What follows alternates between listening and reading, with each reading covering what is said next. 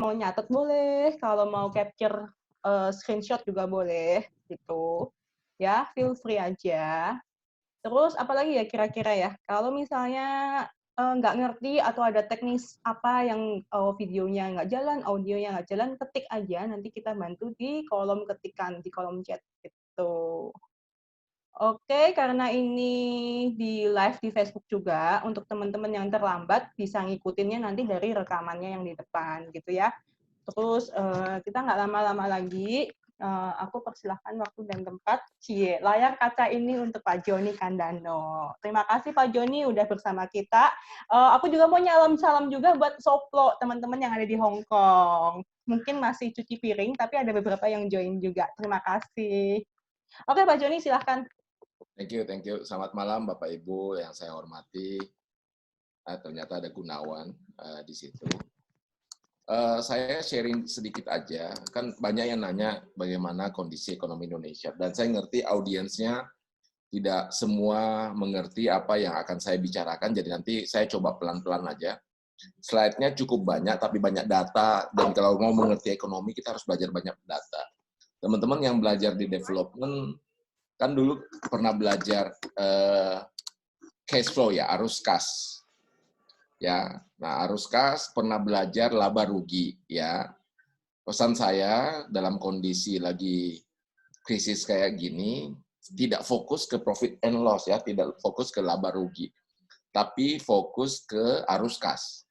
Kenapa? Arus kas yang membuat usaha masih bisa tetap muter.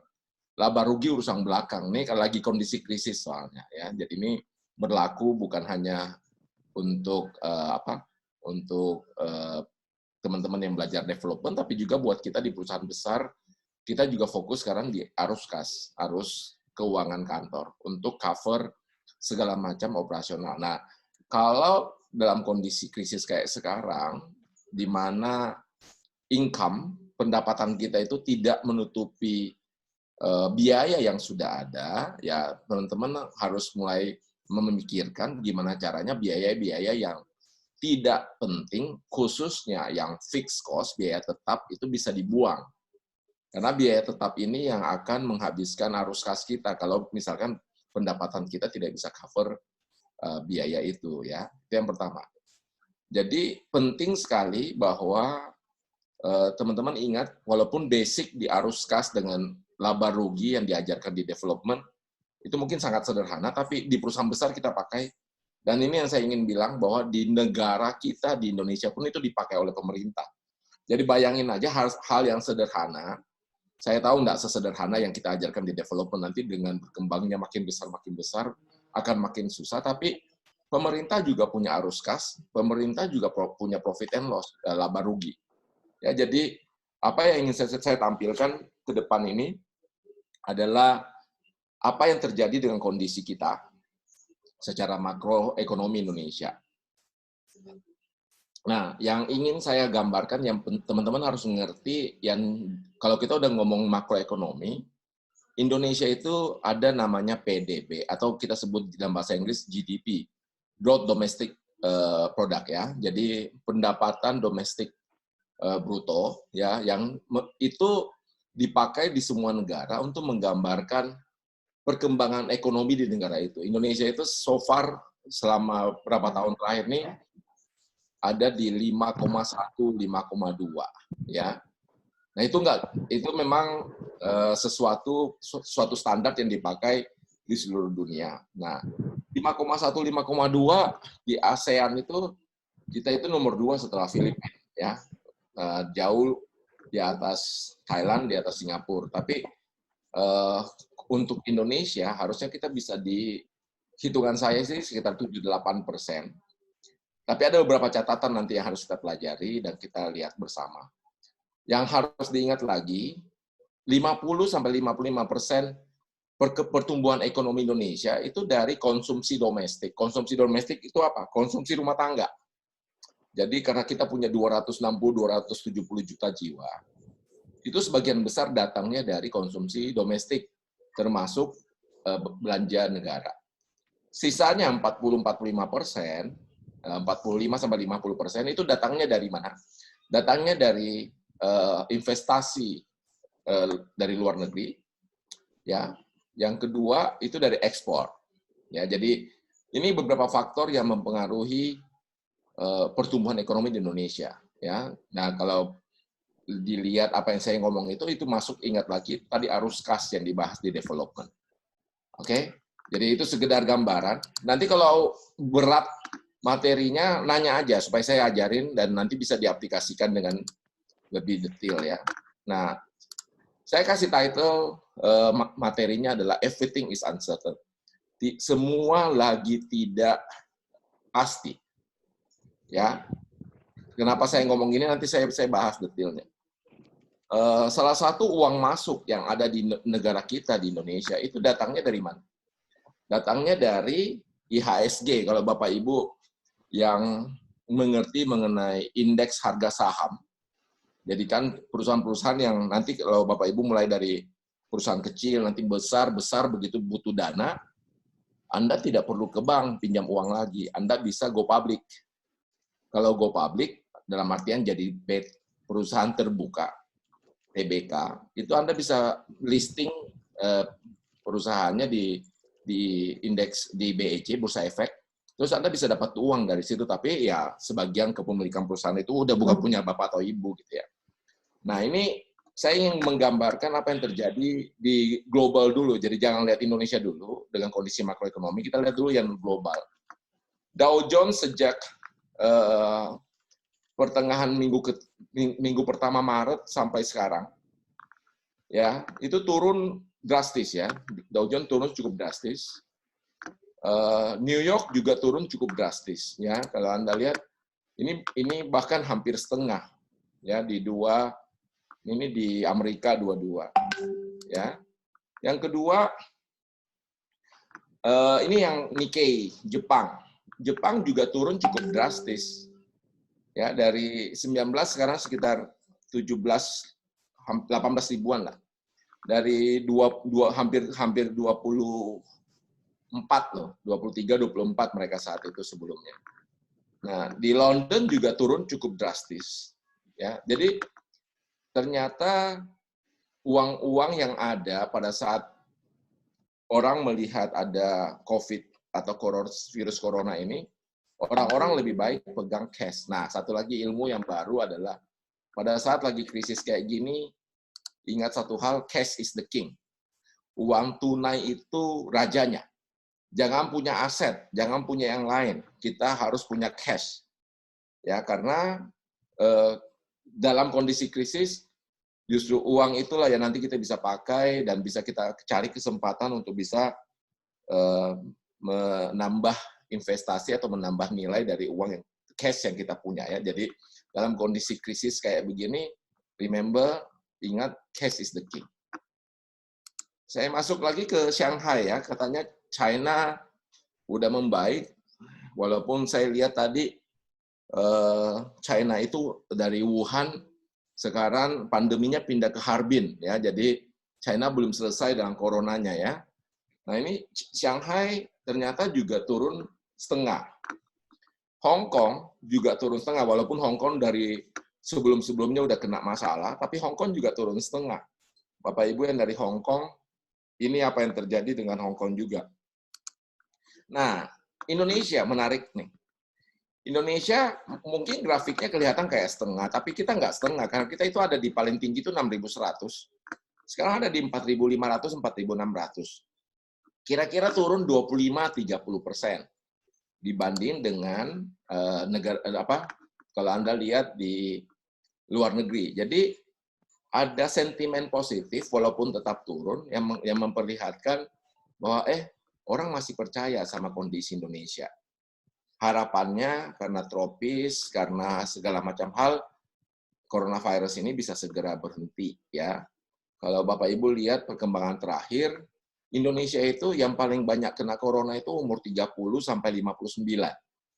Paling banyak, karena ini yang mobilitasnya paling tinggi, ini usia produktif. Tapi ini juga yang paling cepat sembuh. Makanya ada sentimen positif bahwa yang sembuh akan lebih banyak. Ya, kita lihatlah dalam beberapa hari ini saya lihat jumlah yang sembuh dibanding yang meninggal juga udah jauh lebih banyak, udah double-double. kita berharap ini benar-benar terjaga dan pemerintah bisa manage coronavirus ini dengan baik. Ini local facts. Nah, saya tadi bilang indeks harga saham. Jadi ini salah satu sumber uang yang masuk ke Indonesia dalam bentuk investasi. Ingat, pertumbuhan ekonomi Indonesia salah satunya dari investasi luar negeri. Biasanya masuk ke sini di IHSG ya. Nah, kemarin teman saya nanya sama saya, jadi kita beli emas dong. Saya cuma ambil grafik ini dari 2011 ke 2020 nih. Harga emas. Jadi harga emas itu pernah naik cukup tinggi di akhir 2011, bertahan sebentar 2012, pertengahan 2012 turun lagi, akhir 2012 naik lagi, terus turun, sekarang mulai merangkak naik. Nah, Bapak Ibu boleh menjawab pertanyaan sendiri. Harus saya masuk ke emas nggak sekarang? Sorry. Harus masuk ke emas nggak sekarang? Bapak Ibu boleh menjawab sendiri itu ya pertanyaannya. Apakah sekarang sudah saatnya yang benar masuk emas atau enggak? Banyak yang bilang, karena dolar lagi masalah dan lain-lain, kita masuk ke emas aja karena investasi. Kalau lihat harganya udah kadung terlalu tinggi. Kalau mau masuk emas itu harusnya masuk di akhir 2018. Karena kemarin Sansan bilang mungkin ada yang mau nanya soal investasi. Nah, saya menjelaskan itu. Kenapa saya membahas harga-harga komoditas di slide saya? Indonesia itu terkenal dengan eksportir komoditas. Jadi sejak harga komoditas di dunia itu hancur, makanya nilai ekspor kita juga menurun luar biasa ya. Jadi makanya Indonesia itu sangat tergantung dengan komoditas karena kita itu kaya dengan natural resources, kaya dengan hasil hutan, kaya dengan segala macam dan ya. Jadi nilai harga komoditas itu menjadi faktor yang penting buat kita tahu. Jadi ini kalau kayak di development ini belajar mengenai harga pasar nih. Saya kalau bikin produk saya mau jual di harga berapa? Ya, nah kalau orang di luaran jual harga 10.000, masa saya jual 20.000 gitu. Nah ini perlu kita tahu, ini kayak market data, tapi juga akan mempengaruhi cash flow kita. Nah kalau lihat perak, ya perak juga turun jauh. Ya, jadi corona ini hitting everybody ya, ini menghantam segala macam sisi. Nah terus yang lagi heboh kan harga minyak. Yang satu sini crude oil. Jadi ini minyak yang benar-benar baru digali ya. Yang satu ini Brent oil. Brent oil ini yang sudah siap untuk jadi premium, jadi Pertamax dan lain-lain. Nah, kemarin Amerika itu negara penampung minyak terbesar di dunia. Jadi setiap tahun Amerika punya kelebihan budget, mereka akan beli minyak, Brent oil.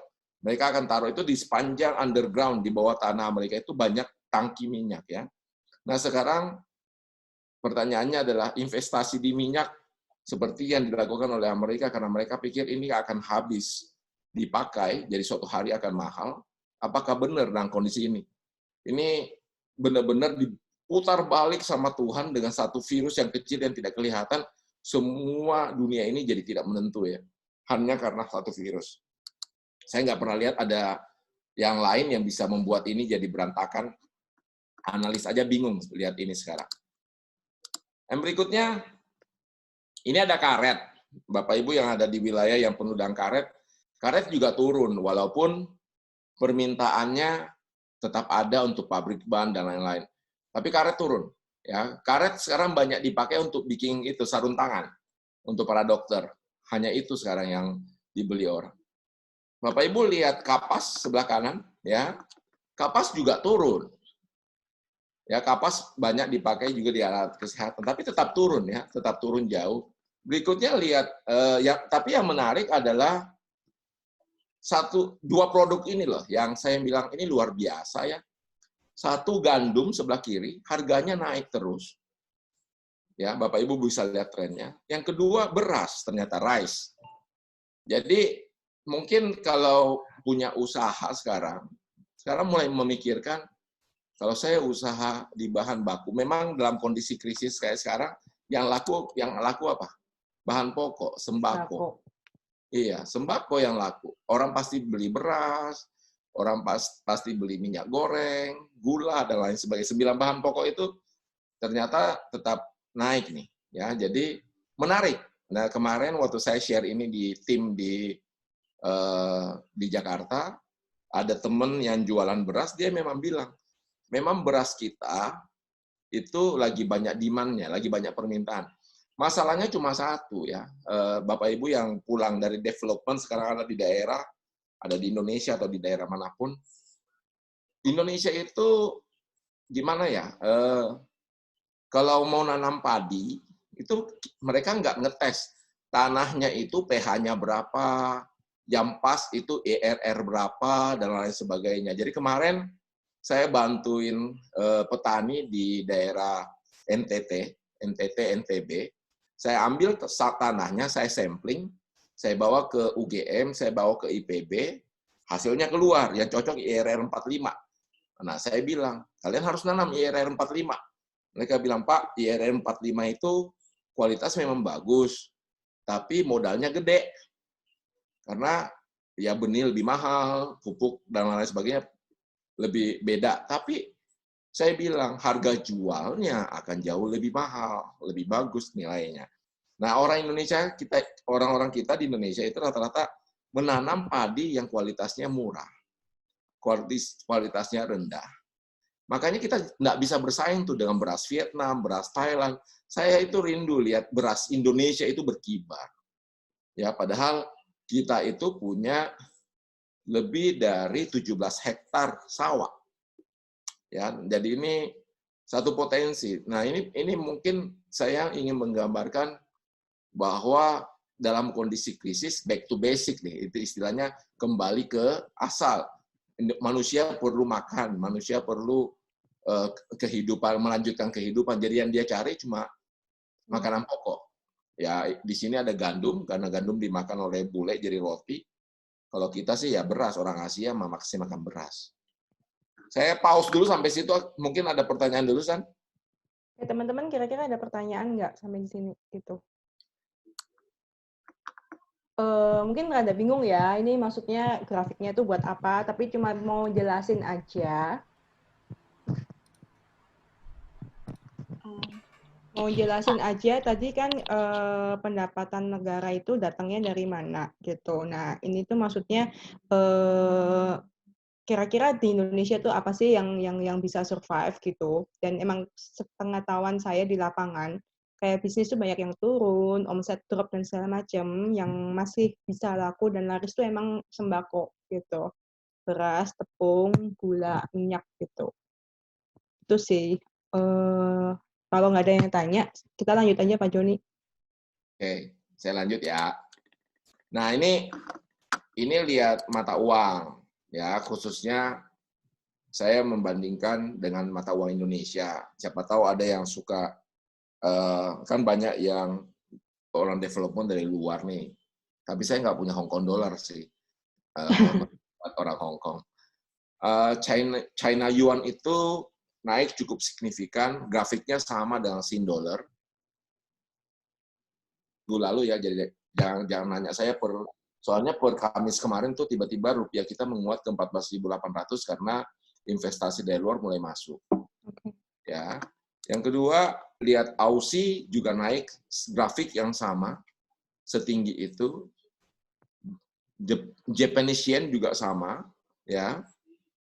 Terus kalau lihat ini yang paling banyak dilihat orang adalah US dollar. US dollar itu sempat kita BI Bank Indonesia itu memprediksi per akhir tahun kita akan balik ke harga 15.000 lah.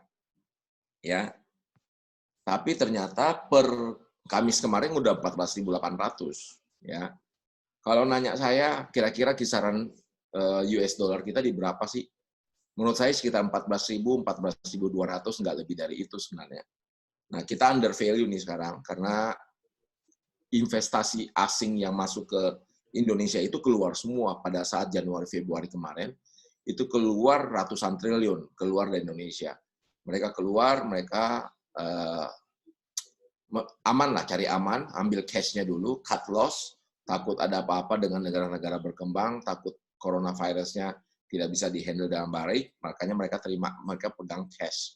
Makanya saya bilang cash is the king. Uang tunai itu raja sekarang dalam kondisi seperti sekarang. Nah, saya gambarin ya, ternyata coronavirus ini membuat semua negara berlomba-lomba untuk membuat stimulus supaya ekonomi negara itu tidak bermasalah ke depannya. Kita lihat Jepang hampir $1 triliun, US itu udah ngomong sekitar lebih dari 2 triliun, dan seterusnya. Indonesia itu kira-kira 405,1 triliun rupiah atau 26 miliar dolar. Itu nolnya berapa ya, Pak ya? Nolnya 12 ya. Itu satuannya Triliun itu nolnya 12. kalau bio. 1 bio 9. Billion. Oke. Ya, miliar itu 9. Ya, triliun itu 12. Nah, kira-kira itu. Jadi sampai kemarin Eropa Union, jadi Uni Eropa. Uni Eropa, negara-negara di bawah Eropa itu merencanakan untuk mengeluarkan lagi stimulus sebesar 2 triliun dolar. Jadi kalau dihitung-hitung ya, sudah semua negara ini kalau dihitung dari 218 negara yang kena COVID, ya, ini sudah 10 triliun dolar nih financial stimulus. Semua mencoba menyelamatkan ekonomi negara masing-masing. Nah, kalau kita bilang 10 triliun dolar, sedangkan penduduk kita itu nggak nyampe 8 miliar seluruh dunia, 7,7 kalau saya nggak salah. Jadi itu kira-kira 2.000-an dolar per orang. Ya, kondisinya seperti itu.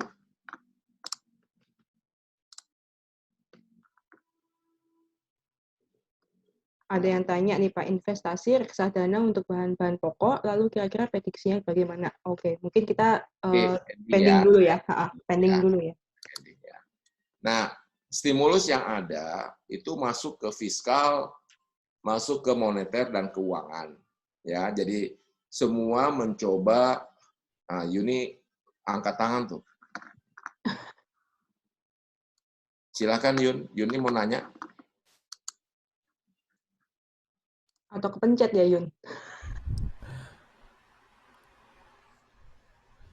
Ada? Mana Yuninya? Oh, dia kayaknya kepencet. Soalnya dia nggak ada mikrofonnya. Jadi boleh dilanjut dulu, Pak. Oke. Saya lanjut ya. Nah, ini tadi yang saya ngomong di awal. GDP atau pendapatan domestik bruto. Ya. Jadi pertumbuhan domestik bruto kita.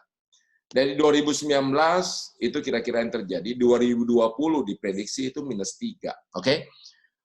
Jadi dunia diprediksi sama IMF, ini data IMF, bahwa pertumbuhan ekonomi dunia itu akan -3,0. Bapak Ibu ingat krisis 98 dan krisis 2009 di Amerika ya, itu -0,3% seluruh dunia. 0,3 ya Pak? Ya, seluruh dunia ya. Iya. Ini -3. Jadi 100 kali lebih bermasalah daripada saat krisis moneter kemarin. Ya, jadi menurut IMF inilah resiko terbesar yang ada di dunia saat ini dengan adanya coronavirus, dengan virus corona yang ada. Tetapi mereka melihat 2020 itu akan -3. Tetapi 2021 prediksi IMF ini akan naik ke 5,8 secara dunia. Ya, jadi ini ada advance economics, jadi negara-negara maju akan kira-kira flat ataupun double dari sebelumnya, tapi lihat Bapak Ibu boleh lihat ke bawah. Negara-negara emerging market, China itu naik 9 jadi 9,2. Nah, pertanyaannya adalah bisa dijelasin nggak Pak, maksudnya emerging market itu apa Pak? Emerging market itu negara-negara berkembang, negara-negara yang lagi memimpin dunia ini ya, dan ekonominya itu masih bisa berkembang jauh lebih besar gitu. Ya. Jadi kayak China itu itu sebenarnya negara maju, cuman masuk dalam emerging karena masih bisa terdevelop, masih bisa berkembang lebih besar. China itu diprediksi harusnya kalau dunia ini normal, itu take over Amerika jadi negara nomor 1 di dunia dengan GDP di atas 12%. Ya, mereka sekarang banyak mengalah dari Amerika. Kenapa saya bilang begitu? Gini, Amerika itu cuma punya 300 juta penduduk. China punya 1,3 miliar penduduk. Ya, jadi kalau di Amerika setiap hari orang belanja $1 per orang, itu cuma 300 juta dolar per hari.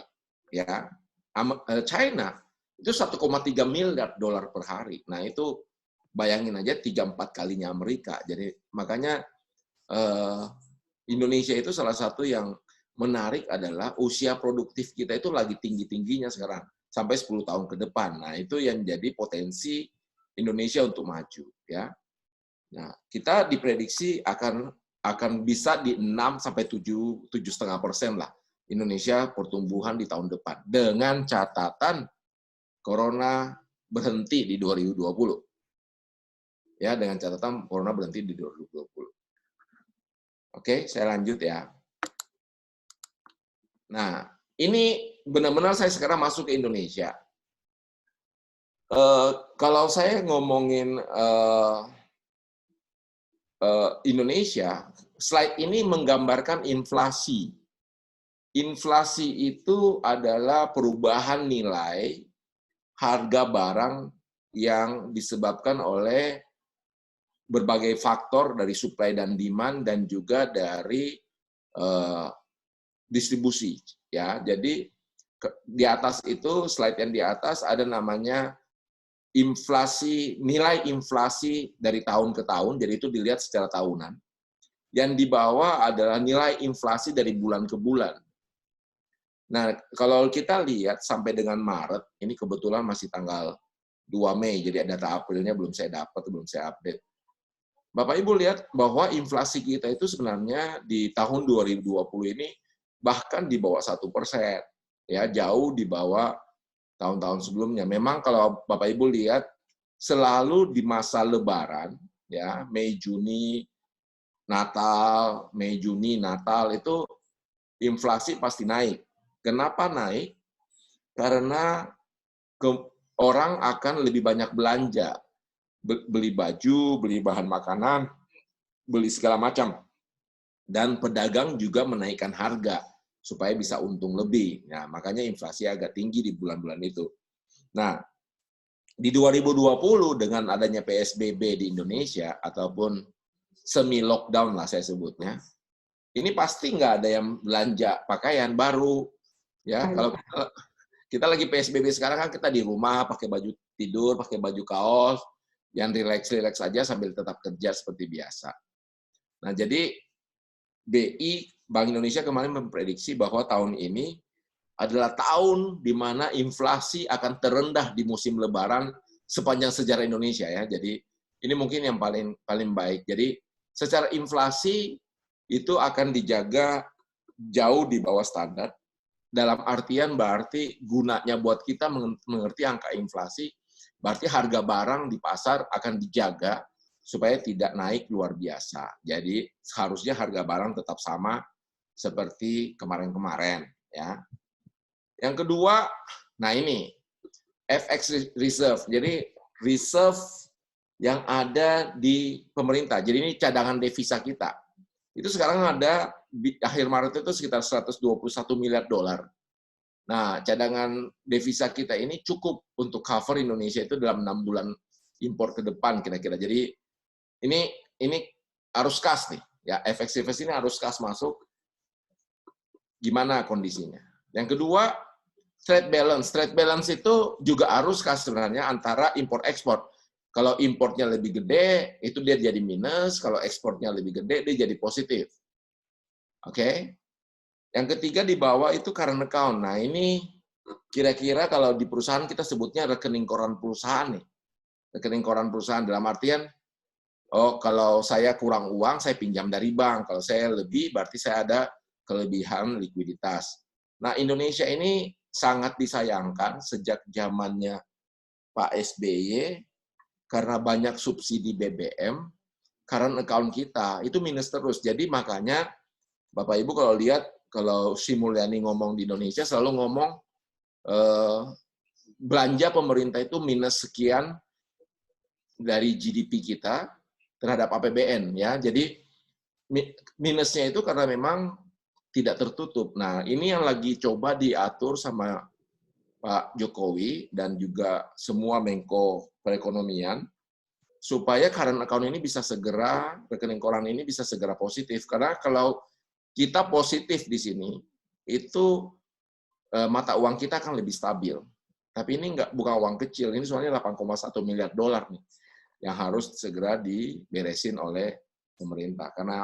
Karena ya bukan karena salah Bapak, tapi karena dari dulu kita subsidi BBM kebanyakan. Nah, lihat harga ya. Ini harga di dalam negeri ya. Crude oil drop ke $20, CPO itu palm oil, kelapa sawit. Kelapa sawit itu juga turun tapi tetap 83. Kenapa begitu? Karena kemarin Malaysia sempat berhenti untuk produksi kelapa sawit. Jadi harganya masih kita bisa jaga di situ. Nah, yang tabel kiri bawah itu batu bara.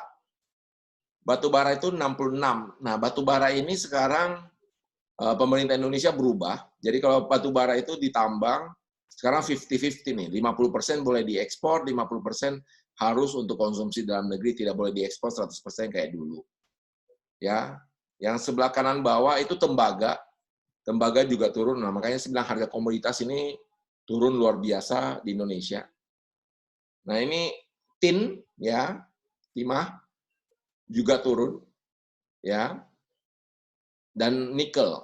Nah, nikel ini sekarang 11.475, sebenarnya nikel di harga 17.900 itu ketinggian. Nikel itu harusnya harganya sekitar 11-12 ribu. Jadi ini harga yang normal buat nikel. Nah, nikel ini sekarang dilarang untuk diekspor sebagai bahan mentah ke negara-negara lain. Karena nikel inilah yang dipakai untuk bikin lithium, baterai lithium. Jadi Bapak Ibu punya power bank itu datangnya dari nikel.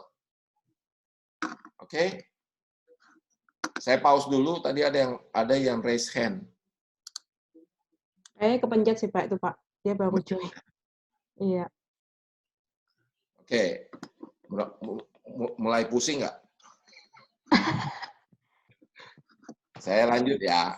Nah ini skenario. Saya nggak bikin-bikin, ini datang dari Ibu Sri Mulyani, ini dari Menkyu ya. Jadi Bapak Ibu boleh lihat, kita Menkyu itu memprediksi 4 hal di situ, indikator yang di tabel sebelah kiri. PDB, yang tadi kita ngomong GDP, di APBN itu 5,3. Nah, harapan kita itu Juli normal, ya harapan kita. Kalau Juli normal, GDP kita jadi 2. Ini, Pak.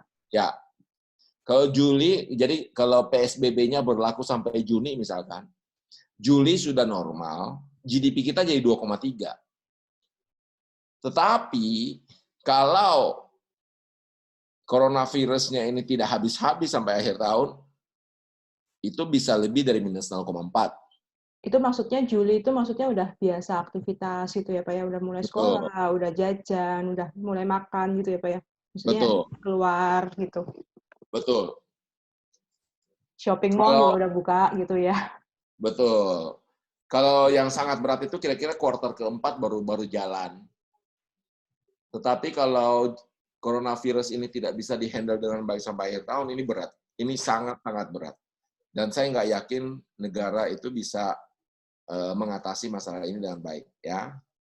Yang kedua, yang dimasukkan dalam faktornya adalah harga minyak. Kenapa harga minyak? Karena Indonesia itu produksi minyak. Dan Indonesia ekspor minyak, Indonesia impor minyak. Ya, jadi itu satu hal. Ya, makanya kalau harga minyak turun drastis, pemasukan negaranya berkurang ya dari harga penjualan minyak. Nah, itu yang menjadi masalah buat negara ini. Nah, jadi maksudnya Bapak, kita tuh jual minyak mentah ya Pak ya ke luar negeri, tapi kita juga ngimport minyak jadi gitu ya. Betul. Nah, karena penyulingan minyak kita belum fokus ke situ, makanya belum fokus, iya. Justru Ahok dipanggil supaya penyulingan minyak bisa terjadi di Indonesia. Ya. Nah, coba lihat nilai tukar rupiah. Tadi saya kan bilang kira-kira 14.000, 14.200. Konservatif, Menkyu taruh di 14.400 di APBN. Coba lihat kalau kondisi berat itu 17.500. Kondisi sangat berat bisa sampai 20.000. Nah, itu kalau 20.000 itu melebihi krisis 98. Dan Nah, 8 di 18 ribuan ya. Ya, 17-18 ribuan. Melebihi itu. Makanya kan tadi saya bilang, krisis kali ini itu 100 kali lebih berat dari krisis 98. Menurut IMF. Ya. Nah, kalau APBN kita memprediksi inflasi tadi, inflasi itu peningkatan harga barang dan lain-lain. Itu kira-kira tahun ini year on year akan jadi 3,1%, tapi kondisi sangat berat akan 3,9%. Kalau 3,9%, menurut saya masih bisa di-manage. Tapi kalau udah nyampe 5%, nah ini akan meningkatkan harga barang. Kalau meningkatkan harga barang lebih mahal, daya beli masyarakat akan turun. Nah, itu yang menyebabkan ekonomi jadi melemah. Nah, itu yang jadi masalah. Ya, di tabel yang kanan, tadi saya bilang GDP kita itu 50-50% datangnya dari konsumsi dalam negeri, termasuk konsumsi dari pembelanjaan APBN. Ya. Terus penanaman modal juga datang dan juga datangnya dari ekspor impor. Ya, jadi itu kira-kira gambarannya. Nah, makanya sampai diprediksi akan menjadi 2,3 atau minus 0,4. Ini prediksi terakhir, belum ada prediksi terbaru, mudah-mudahan it stays ya, karena kalau ada prediksi terbaru kemungkinannya akan makin lebih jelek. Boleh kasih contoh kayak real gitu nggak sih Pak? Kayak inflasi itu dari 3,9 sampai yang paling parah tuh 5,1 tuh pakai harga barang Pak. Misalnya contoh beras. Kalau dia udah naik 5,1 itu kira-kira harga barang naik 20% gitu loh, San. Jadi kalau sekarang beli beras 10.000, berarti naik jadi 12.000 gitu. Per kilonya ya? Per kilo, ya. Padahal ini muter ya Pak ya, tadi gaji karyawan gitu kan yang harus kita cut. Jadi banyak karyawan juga di Indonesia ini lagi pengangguran nih Pak, kena PHK. Nah, kita di Indonesia itu PHK itu udah jutaan. Yang dirumahkan udah jutaan. Yang dipotong gaji udah jutaan. Ya, jadi jutaan orang ya maksudnya, bukan jutaan rupiah gitu kan? Betul, jutaan orang. Jadi kalau nanya, ini yang tekstil aja udah 2 juta lebih yang dirumahkan. Ya, garment. Garment. Jadi ini kondisi Indonesia ini saya nggak tahu ya, karena tidak mungkin pemerintah cetak uang, terus ambil uang itu kasih ke masyarakatnya untuk mereka makan gitu ya, nggak mungkin. Makin turun nilainya. Makin turun nilainya. Satu, yang kedua inflasi akan naik karena cetak uang kebanyakan. Yang ketiga, takutnya kalau ini berlanjut kelamaan, masyarakatnya akan jadi masyarakat yang hanya buka tangan minta uang dari orang tuanya gitu. Itu juga yang jadi masalah ntar ke depan. Kalau remitansi Pak, maksudnya teman-teman kan dari Singapura sama Hong Kong gitu kan, nilai tukar kita juga ada gitu.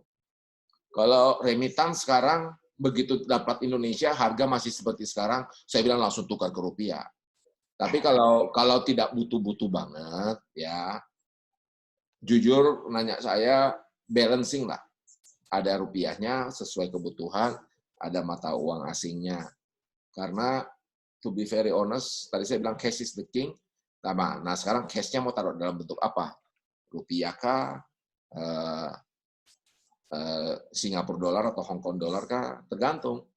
Karena gini, ada telur dan ayam. Anda ganti semua ke rupiah.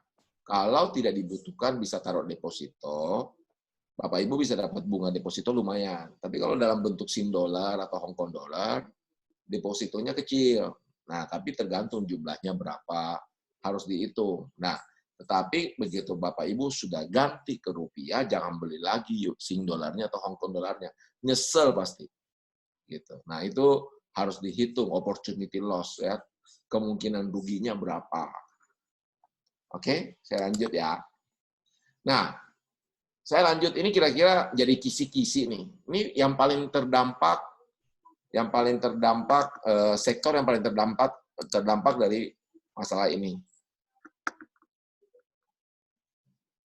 Oke, nanti kita jawab pelan-pelan ya. Nah, yang paling terdampak memang satu sektor pariwisata. Ya, teman saya dari bulan Februari itu udah dirumahkan. Ya, karena mereka udah nggak bisa ngapa-ngapain lagi. Jadi termasuk hotel, termasuk restoran, tempat hiburan, jadi souvenir, ya itu udah kena dampak duluan. Yang kedua sektor otomotif, pembelian kendaraan pribadi. Sebenarnya otomotif itu kena 2 kali nih. Ya, saya bilang kena 2 kali. Kenapa kena 2 kali? Karena yang pertama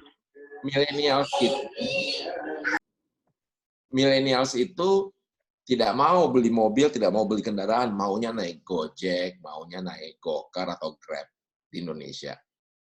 Sekarang sudah nggak mau millennials beli, kena lagi sektor otomotifnya karena orang akan beli bahan pokok daripada beli mobil. Nah, Bapak Ibu jangan salah, otomotif kita itu salah satu yang paling besar di ASEAN setelah Thailand.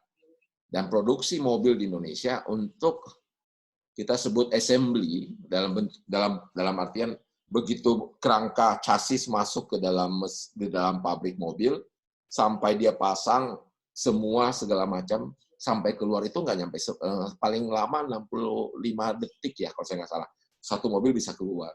Udah secanggih itu Indonesia. Nah, tetapi banyak UKM yang supply dashboard, yang supply handle pintu dan lain sebagainya. Nah, itu semua terimbas. Jadi otomotif ini kalau begitu, makanya kenapa pemerintah sangat fokus ke otomotif, karena otomotif ini termasuk padat karya. Banyak orang yang hidup dari sisi otomotif. Jadi ini salah satu yang cukup fatal. Ya. Yang ketiga, transport. Ya. Tutup semua penerbangan. Ya, penerbangan tutup, angkutan darat tutup. Ya, gitu ya. Yang diuntungkan cuma GoSend, GoFood ya, yang gitu-gitu ya. Ya. Yang lain enggak. Ya. Yang keempat yang berhenti juga konstruksi. Pembangunan rumah, developer. Nggak ada yang mau kerja, nggak ada yang mau beli juga. Dalam kondisi sekarang semua taruh uang, semua pegang cash. Soalnya kalau beli rumah terus harus nyicil lagi juga. Dalam kondisi sekarang belum tahu gajinya dipotong atau enggak, dirumahkan atau enggak, semua jadinya berhenti gara-gara itu. Nah, yang kelima itu pabrik-pabrik. Pabrik-pabrik sebagian tutup, tidak ya kayak otomotif tutup. Ya, tapi pabrik-pabrik yang berhubungan dengan bahan baku, dengan bahan makanan, itu yang masih jalan juga dengan alat kesehatan itu yang masih jalan. Nah, sektor yang keenam itu sektor keuangan kena semua. Karena pariwisata berhenti, otomotif berhenti, transport berhenti, keuangan pasti kena hit, nggak mungkin nggak. Akhirnya semua minta restrukturisasi, tidak bisa bayar bunga, ya dan lain sebagainya. Nah ini yang membuat sektor keuangan, bank, asuransi, pembiayaan semua kena masalah. Yang terakhir minyak dan gas. Harga turun, pasti permintaan turun, apalagi nggak ada lagi yang macet-macet di Jakarta sekarang. Semua work from home ya, kerja dari rumah. SPBU lah Pak maksudnya ya. Ya SPBU banyak kan ya, itu. Nah yang mendapat manfaat nih, ya mungkin ini nggak tahu, ini trennya kondisi coronavirus, jangan diambil bahwa ini nanti bisa terjadi kalau ada krisis berikutnya datang, belum tentu. Ya, satu sektor kesehatan dan turunannya. Sayang aja banyak yang ambil kesempatan. Masa cari profit. Masa masker sensi bisa 400.000 sebox dari yang harga berapa 100.000 sebox itu cari profitnya luar biasa. Jadi masyarakat butuh masker, masyarakat butuh vitamin, hand sanitizer dan lain sebagainya. Ya. Terus APD, Sansan bisa cerita banyak mengenai APD. Kita juga sumbang APD ke beberapa rumah sakit. Nah, banyak saya lihat yang pinter adalah perusahaan-perusahaan garment yang shifting untuk bikin masker kain dan lain-lain. Itu langsung shift. Cuman ya harus investasi juga. Yang kedua yang naik adalah sektor teknologi. Kita jadinya banyak online shopping, ya beli segala macam online, diantar bayar, ya jarang keluar, kita kerja dari rumah jadi butuh internet, sekolah dari rumah. Ya betul. Yang ketiga itu agrikultur. Agrikultur ini karena bahan pokok, ya. Nah, bahan pokok ini sebenarnya kebutuhannya tidak sebanyak itu. Bahan pokok ini harusnya cukup untuk, kadang-kadang kita kan stok di rumah paling untuk seminggu, habis itu seminggu lagi ke pasar. Tetapi karena kondisi virus ini, masyarakat membeli lebih banyak sekarang, karena di rumah lebih banyak stok, untuk menjaga supaya kalau ada apa-apa tetap masih ada sesuatu. Padahal pemerintah menjamin bahwa itu ada. Cuma kemarin Pak Jokowi ada bilang ada beberapa provinsi yang short, kekurangan beberapa bahan pokok lagi diatur secara distribusinya oleh pemerintah pusat. Jadi ini sektor agrikultur dari dulu saya melihat ini sektor yang paling tahan banting. Masalahnya cuma satu lah, apakah kita bisa memproduksi kualitas yang bagus, itu aja. Ya karena kalau Singapura kan beda ya Pak ya, Singapura nggak punya apa-apa, jadi kemarin kalau waktu Malaysia lockdown udah takut banget gitu kan, kalau Indonesia enggak, kita ada kan Pak? Iya, kalau Indonesia itu sekarang kita punya produksi beras lebih 1 juta ton per tahun. Jadi kita nggak akan kekurangan beras, jadi nggak perlu takut. Ya, jadi dari 17 juta hektar yang kita punya itu, 1 hektar kalau lagi bagus itu bisa produksi 40 ton lah kira-kira. Kalau kita anggap jelek-jelek ya 20-30 ton. Tapi Indonesia itu punya kelebihan produksi beras setahun itu 1 juta ton. Jadi kita nggak punya masalah. Ya. Indonesia punya masalah dengan daging sapi. Indonesia tidak punya cukup daging sapi. Indonesia impor daging sapi setiap tahun minimal 500.000 sampai 1 juta ekor dari Australia. Ya, jadi nanti kita bahas itulah. Ya, ada beberapa data yang bisa saya share buat Bapak Ibu yang pengen masuk ke daerah itu. Yang keempat ini sektor retail, hypermarket. Saya juga masuk ke sembako, warung-warung yang ada di pinggiran kota, di pasar. Ya, kita melihat bahwa sektor ini walaupun lagi krisis kayak gini, tetap aja bertumbuh. Tetap aja ada yang beli bahan makanan, tetap aja ada yang beli minyak goreng. Nggak pernah berkurang. Jadi kalau dia pattern-nya penjualan bisa 5-10 juta seminggu, ya tetap aja segitu. Tidak ada pengaruhnya dengan coronavirus ini. Gitu. Nah, bagi Bapak Ibu yang punya warung yang pinter, yang bisa order lewat online atau WA, dan juga barang diantar, penghasilannya malah naik akhir-akhir ini di warung-warung yang kelas bawah itu. Ya. Jadi ini ada, tadi saya gambarin di slide sebelumnya yang paling berdampak, di slide berikutnya itu yang mendapat manfaat dari coronavirus. Selalu ada gitu kan, ada yang lagi kekurangan, ada yang kelebihan. San masih lanjut nggak San? Soalnya banyak chatting, saya lihat banyak yang nanya. Iya, kayaknya udah mulai banyak yang tanya nih Pak. Benernya kalau misalnya hari ini nggak selesai, kita bisa lanjut lagi, kita setting Sabtu depan gitu. Boleh sih beberapa dijawab dulu, karena ini katanya ada ya beberapa pertanyaan. Saya jawab yang gampang dulu ya. Iya, silahkan Pak. Oke. Saya jawab yang gampang dulu. Yang beli emas tadi ya, tadi ada yang nanya, Ibu Koplo nanya, mau beli emas. Saya tidak mau menjawab, Bu, tapi Ibu coba lihat grafiknya. Tadi saya ada kasih lihat grafik emas ya. Saya gambarin grafiknya deh, biar lihat. Nah ini grafik emas nih, yang sebelah kiri. Jawab sendiri ya, saatnya beli emas atau enggak? Baik. Wait. Sorry, naik. Nah ini, harus beli emas atau enggak?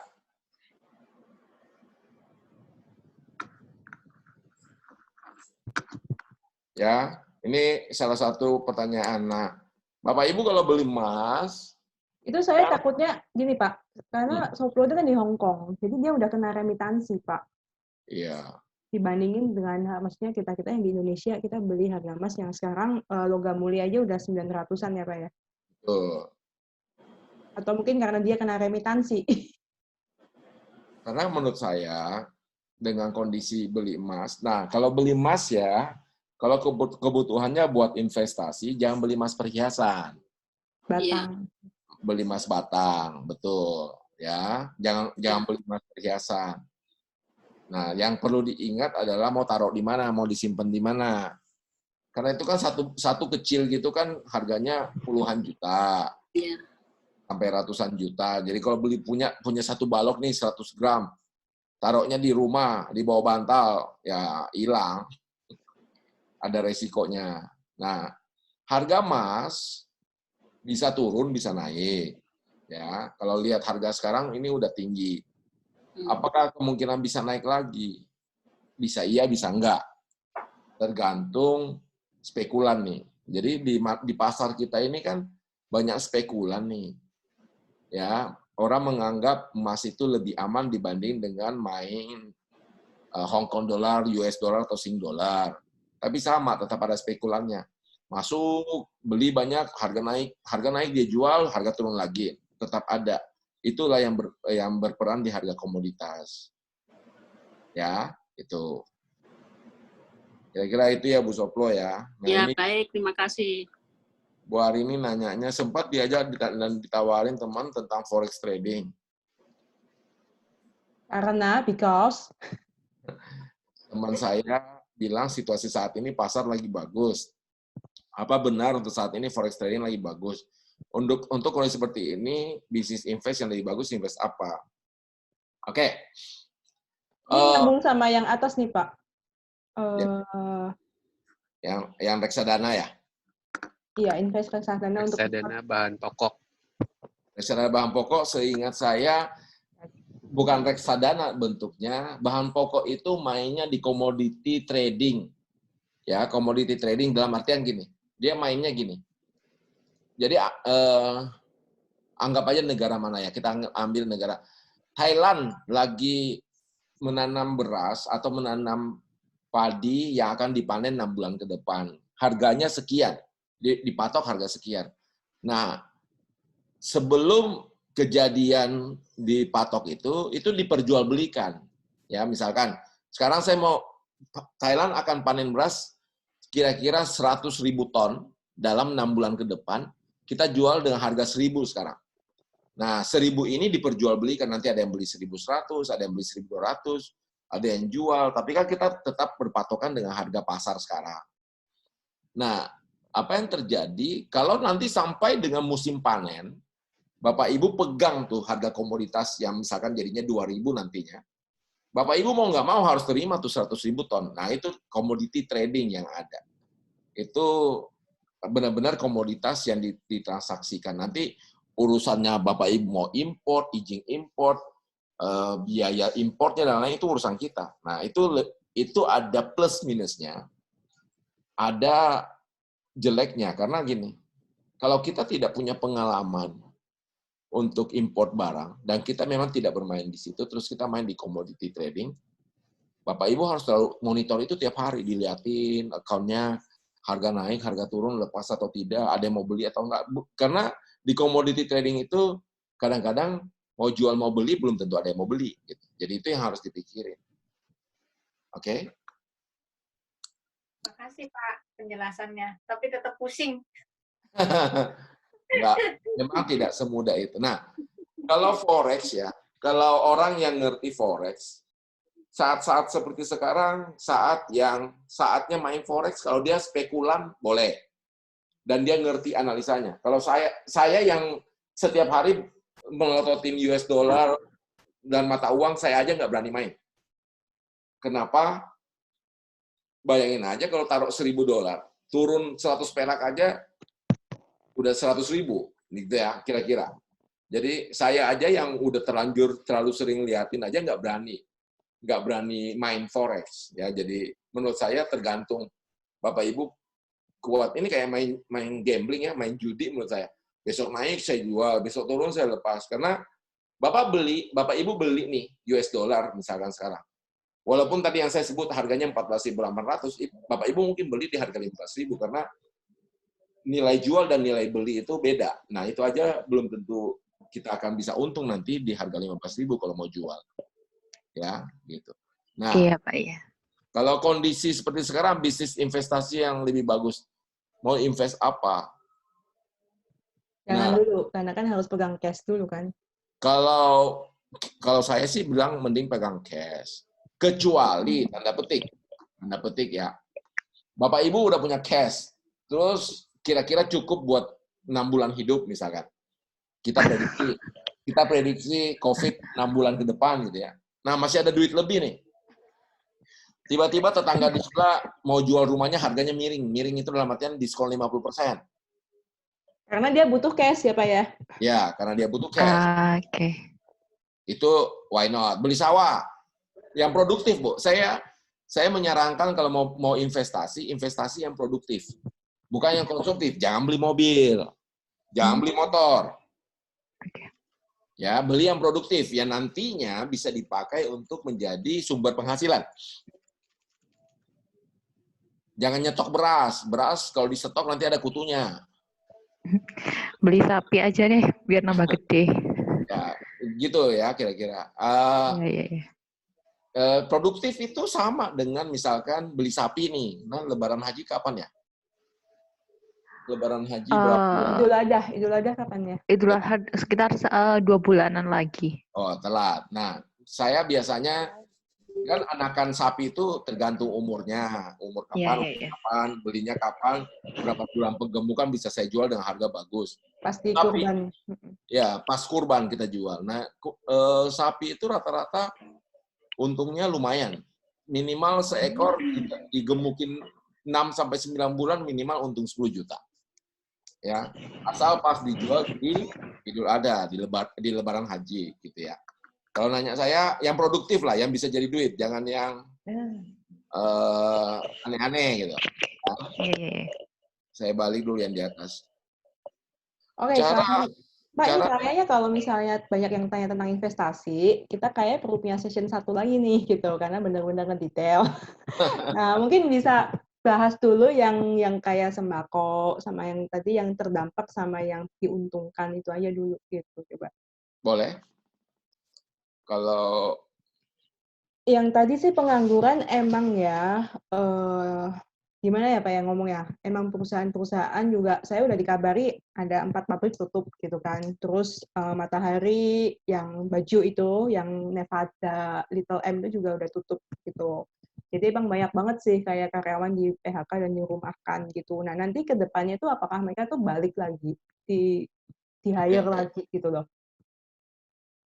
saya berhenti di slide saya dulu. Saya bilang gini,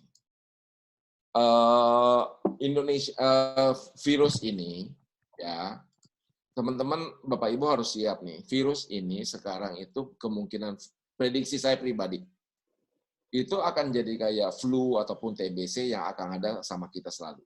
Tidak berarti bahwa virus ini akan hilang. Buktinya SARS itu waktu kejadian tidak ada obatnya sampai sekarang, tiba-tiba hilang aja. Ya. Jadi banyak, saya nggak mendukung semua ahli politik yang ada di luar negeri, tapi saya setuju bahwa semua negara kalau sampai akhir Juni tidak kuat terhadap subsidi stimulus finansial untuk kondisi coronavirus. Jadi apa yang akan terjadi? Kemungkinan besar setelah Juni, orang akan balik, orang akan mulai kerja lagi, orang akan mulai usaha lagi. Dengan catatan ya udah, pakai masker, pakai topi yang plastik itu supaya nggak kena virus, pakai baju lengan panjang sampai pulang sampai rumah, ganti, langsung cuci, langsung mandi, kerja normal. Itu a new norma yang baru nanti akan seperti itu. Kebiasaan baru lagi gitu ya Pak? Ya, karena antivirus itu ternyata ditemukan oleh semua ahli itu paling cepat 8-15 tahun. Nah, apakah coronavirus ini udah terjadi 8-15 tahun? Enggak, ini baru 6 bulan kira-kira, kalau sampai akhir Mei ini 6 bulan. Karena China kenanya Desember. Gitu kan. Jadi sekarang saya baca kemarin lagi tes di monyet, antivirusnya berhasil. Nah, apakah berhasil di monyet akan berhasil di manusia? We never know gitu ya. Kita nggak pernah tahu apa yang akan terjadi. Jadi menurut saya sih kemungkinan besar kita akan segera balik kerja, kita akan segera balik normal. Kalau enggak, pemerintah tidak akan kuat untuk subsidi segala macam hal yang terjadi di negaranya masing-masing. Karena Jadi kita pajak harus juga siap. disubsidi ya Pak ya, pajak di 0% Pajak kan, iya.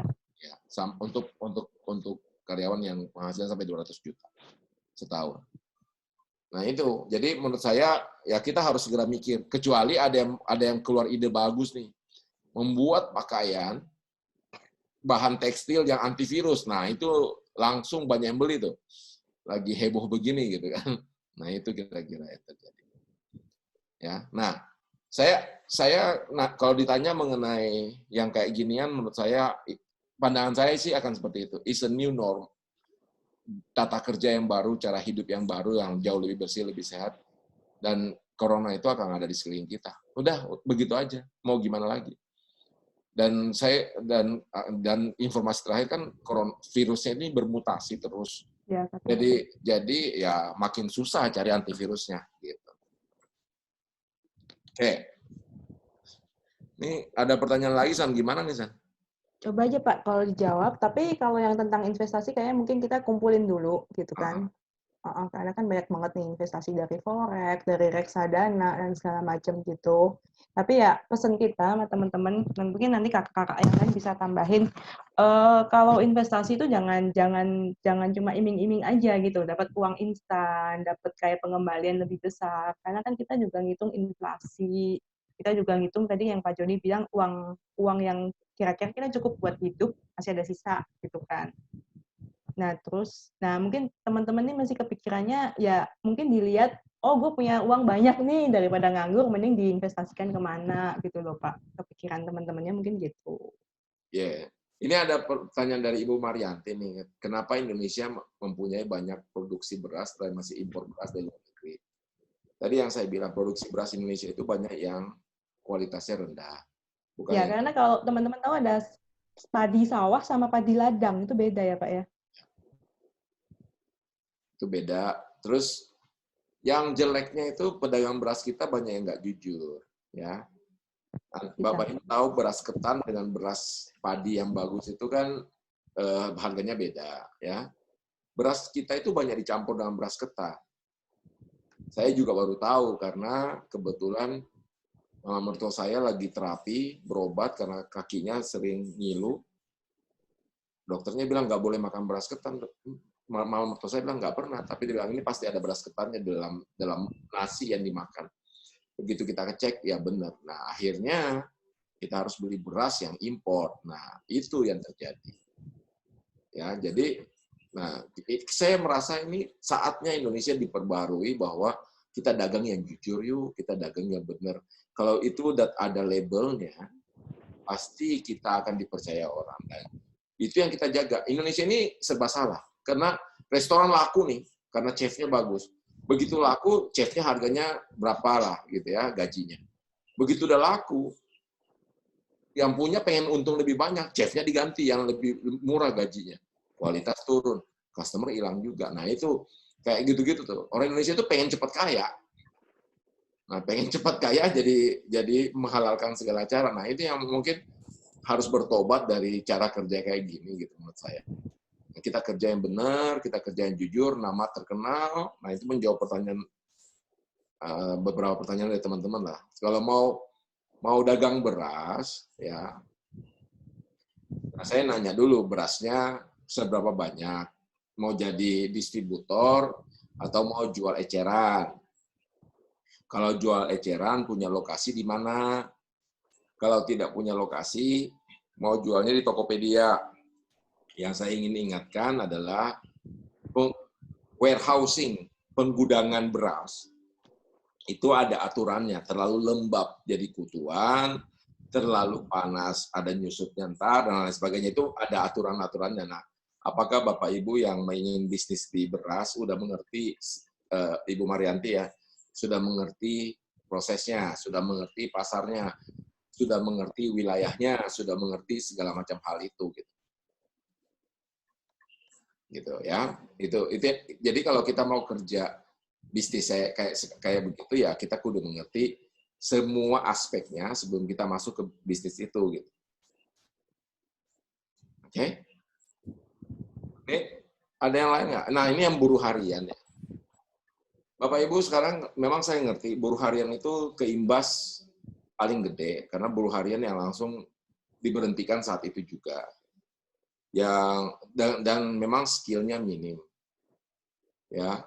Tetapi saya masih nyari, misalkan ya, kita masih nyari di perumahan itu tukang kebun yang di rumah yang biasa datang beresin rumah masih datang, masih dicari ya. Itu kita masih nyari. Pembantu yang datang harian kita masih cari, walaupun ya itu aturannya beda. Begitu masuk rumah, suruh ganti baju dulu yang bersih, cuci tangan, rapi, baru pakai masker, baru kerja gitu ya.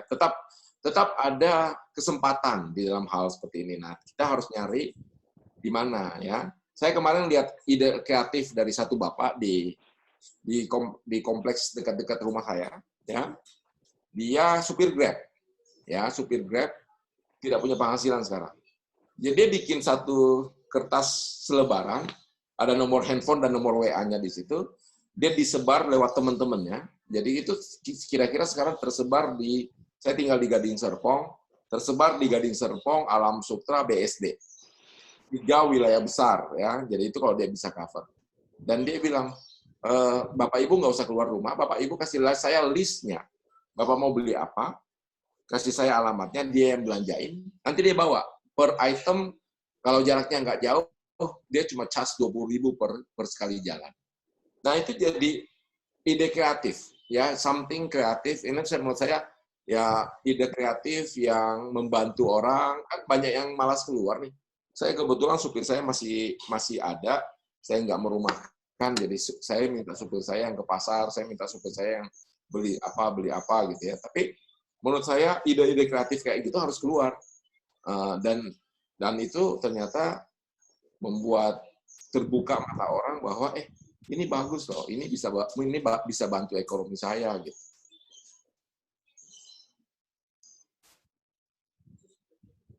Oh, ada yang tanya bagaimana membedakan beras ladang dengan beras sawah. Biasanya kalau beras ladang itu di daerah yang kering gitu loh. Mereka jadi cara irigasinya beda. Biasanya mungkin Kupang itu biasanya beras ladang ya, Pak ya. Ya, betul. Karena kering gitu, di tanah yang kering itu tanah paksa tanam padi gitu. Berasnya nanti padi bulir-bulirnya beda. Biasanya gitu sih. Kalau pemain beras nanti tahu. Kalau beras itu bedanya karena apa? Kalau beras ladang itu lebih kering, lebih keras. Karena beras padi itu butuh irigasi dan butuh air lebih banyak. Jadi paling bagus itu ada di sawah. Jadi pengairannya harus bagus. Wah, kalau baju antivirus itu harus dibikin tes dulu. Ya, harus riset dulu, harus bikin yang bahan ini yang virusnya nggak akan nempel dan lain sebagainya. Nah, itu butuh waktu. Itu butuh ahli biokimia tuh untuk bisa lakukan itu. Tapi itu mungkin nanti satu ide, mungkin saya baru ngomong sekarang, tapi nanti mungkin itu bisa jadi satu yang akan booming ke depan. Asal-asalan jangan bikin baju hazmat aja dijual ke orang semua pakai hazmat. Udah selesai. Nah, Pak, ini ada pertanyaan dari tutor nih, Pak, private nih. Kira-kira bisa bikin khusus nggak, session khusus sama tutor-tutor yang bahasanya lebih susah sedikit, katanya nggak apa-apa. Boleh. More than happy. Karena tadi pagi Pak Jo juga bilang, dia mau bikin sesi khusus untuk Christian orang bisnis yang ada di BCS. Tadi Pak Jo bilang. Boleh, no worry. Selama work from home, I'm free. Silakan. Tinggal di booking waktunya. Nah, kita yang di Singapura nih yang kerja kan. Work from home. Malam-malam aja, malam-malam kayak gini kan enak. Iya. Oke, mungkin dari teman-teman ada pertanyaan lain nggak? Kalau misalnya nih dari Pak Joni nih, kalau misalnya Indonesia katanya prediksi yang terakhir September nih Pak bakal selesai 100% coronavirus-nya. Tapi ya kalau feeling saya sih nggak bisa sampai 100% karena nanti lama-lama bakal jadi kayak kita batuk pilek biasa gitu, orang udah kebal gitu loh. Nah, kira-kira industri apa dulu yang bisa mendongkrak ya Pak ya?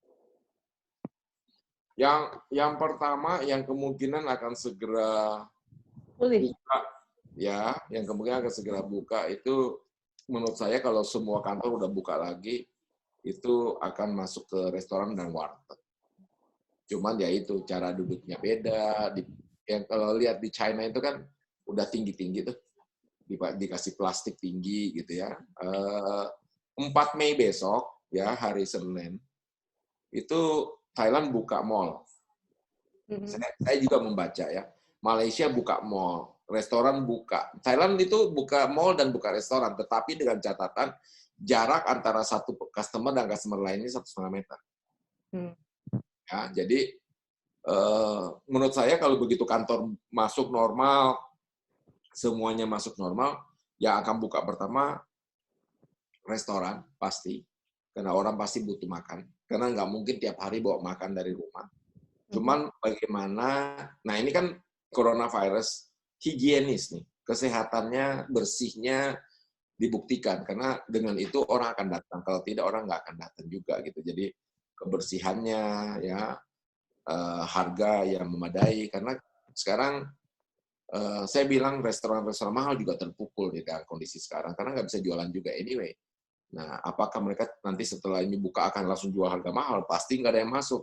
Mereka butuh pemasukan, butuh pendapatan. Ini hotel-hotel bintang 5 aja, kayak JW Marriott di Jakarta, yang biasa 3,5 juta semalam, sekarang cuma 700.000 semalam, dengan breakfast untuk 2 orang.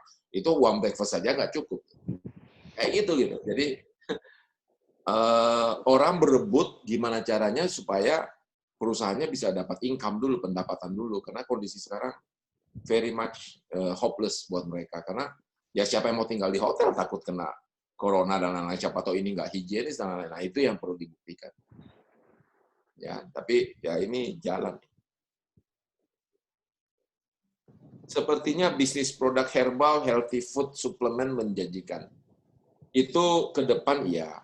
Gini, saya ada bimbing satu kelompok development di Jakarta, ya mereka jualan oatmeal di botol, udah dicampur dengan buah, dicampur dengan segala macam, dengan berbagai rasa, dijual dengan harga kalau saya nggak salah 30 atau 35 ribu. Dan itu fresh, produksi hari ini dijual untuk dimakan hari ini. Makan oatmeal satu itu kenyang luar biasa, satu botol, satu toples kaca itu kecil. Itu udah kenyang, itu kayak makan sarapan, dan itu orang yang peduli kesehatan akan beli. Ya, jadi kayak makanan gitu dicampur dengan yogurt itu jadinya laku keras. Tapi ya tergantung. Nah, masalahnya adalah distribusi, karena itu barang yang cepat rusak. Ya, jadi produksi pagi jam 8 udah harus nyampe semua kantor. Nah, itu distribusinya gimana? Nah, itu challenge-nya. Challenge-nya ada di distribusi. Nah, setiap bisnis yang kita jalani pasti ada challenge-nya, ada tantangannya.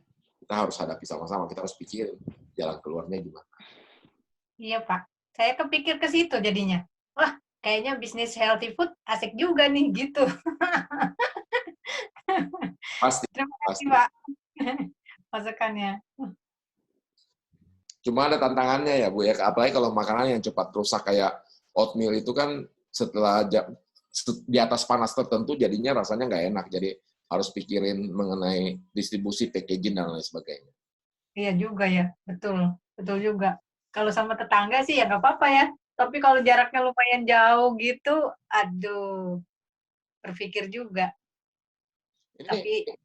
Ini sekarang musim kayak gini ya, tetangga-tetangga ini di kompleks saya, kita punya 2 grup ya di dalam grup WA. Satu grup khusus untuk yang mengatur sama developer dan lain sebagainya. Satu lagi grup itu khusus untuk shopping.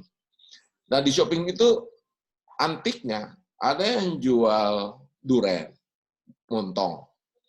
Ada yang jual roti unyil, ada yang jual asinan, ada yang jual, dan saya kalau nggak buka WA-nya dalam 2 jam, itu kira-kira ada 200-300 chat.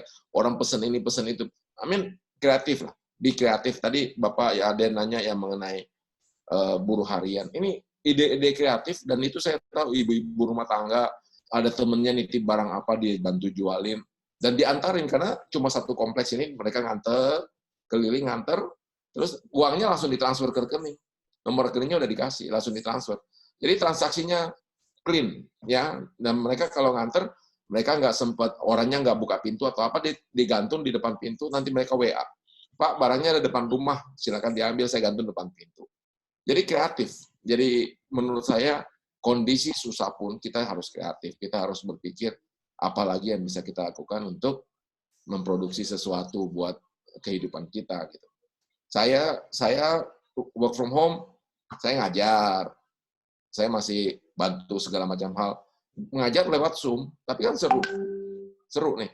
Yang kayak gini-gini kan ketemu, walaupun hanya lewat muka kotak-kotak gitu kan, lihatnya kotak-kotak aja kan, tapi sharing, cerita, sambil belajar lagi, apalagi yang perlu kita perbaiki, apalagi yang perlu kita, apalagi bisnis yang bisa kita jalani sama-sama. Mungkin dari teman-teman tutor saya ada yang pertanyaan nggak? Pak, ini kalau kira-kira ini kayak luar negeri gitu ya Pak ya, pesawat gitu bakal segera dibuka nggak ya sih? Siapa yang menentukan gitu loh, oh boleh nih penerbangan internasional nih gitu. Penerbangan internasional biasanya tempat yang akan kita landed itu yang nentuin. Oh gitu. Kemarin Pak Tejo balik ke Singapura. Tapi karena punya PR, tapi karantin dia di hotel dekat airport. Teman saya balik ke Sydney, ke Melbourne. Teman saya balik ke Melbourne PR.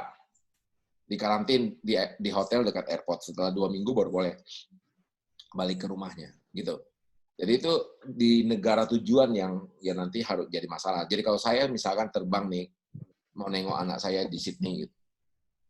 Saya dikarantin pasti 2 minggu, dan it is on my own cost, itu bukan atas biaya pemerintah. Kalau PR kan atas biaya pemerintah. Saya nggak bisa, karena saya nggak punya PR Aussie misalkan. Nah itu tantangannya di situ sih. Dan itu kalau dikasih karantin, kalau disuruh pulang, we never know kan. Itu masalahnya. Jadi buat teman-teman yang di Hong Kong sama Singapura ini tahan dulu ya Pak ya, nggak pulang-pulang dulu. Kalau pulang Indonesia juga karantina dulu 2 minggu. Ada ya pesawat masih. Tapi domestik udah nggak ada nih Pak. Domestik nggak ada. Domestik itu hanya untuk pebisnis, itu pun harus ada surat dari kantornya masing-masing bahwa mereka sedang tugas. Kalau dari luar negeri kemarin, teman-teman yang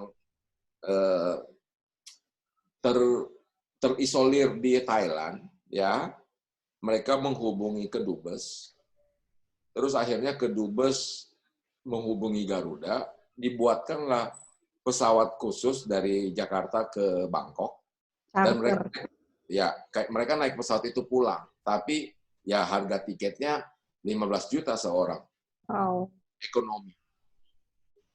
Ya, tapi ya itu satu pesawat itu penuh, orang Indonesia pulang semua, dan itu hanya 2 flight kalau saya nggak salah, bisa seperti itu. Gitu.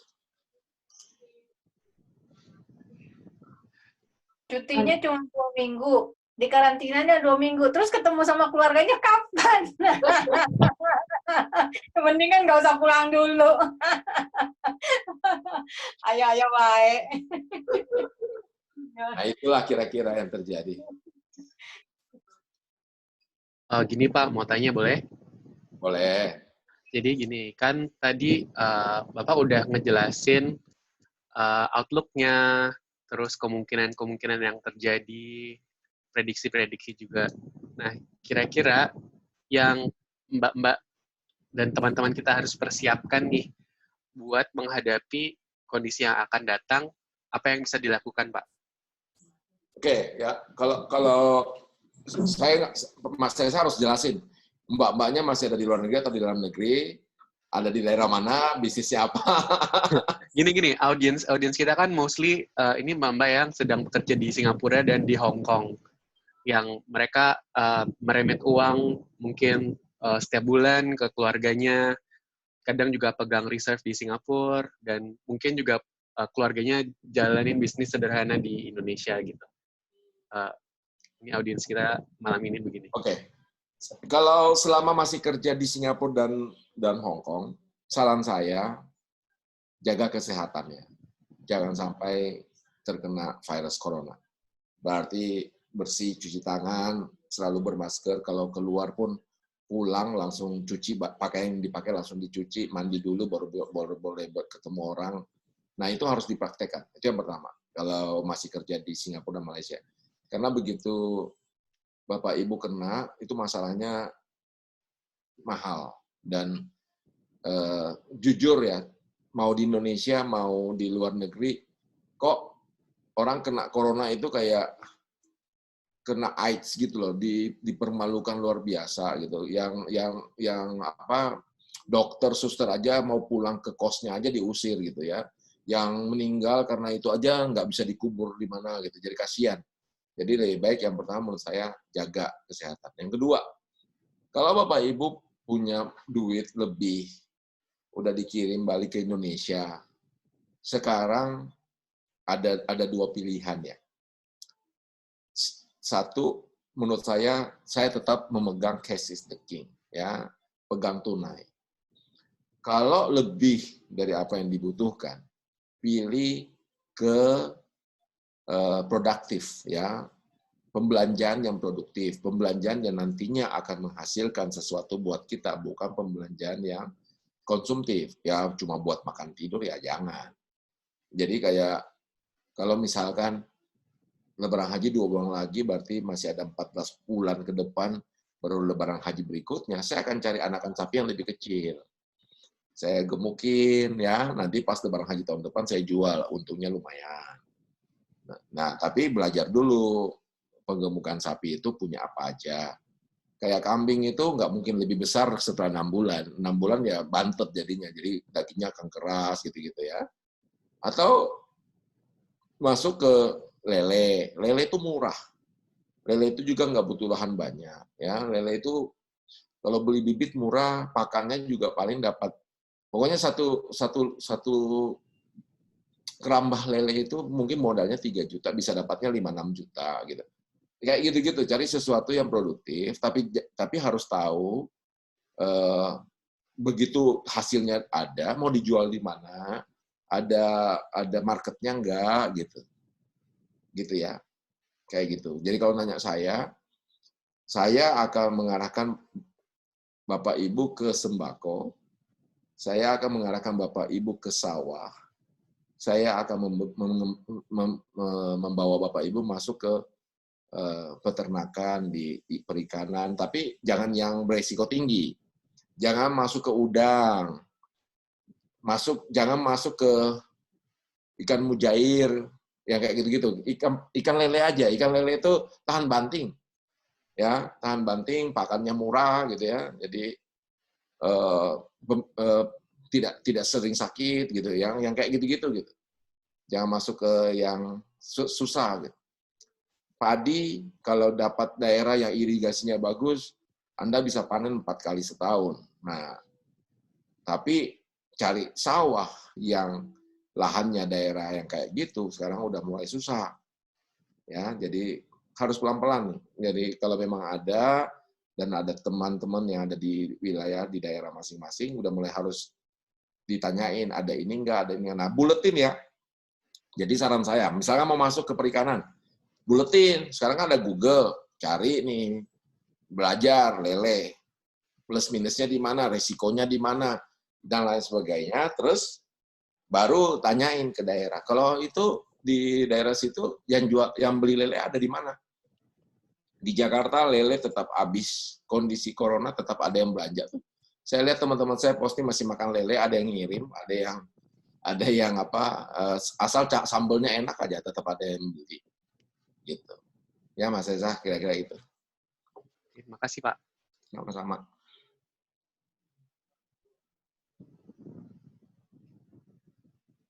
Oke, ini ada yang bangun kos. Bu Sherlyn, ini kosnya, kan kalau saya di Indonesia saya ngerti istilah, ada yang bilang kos, ada yang rumah petak.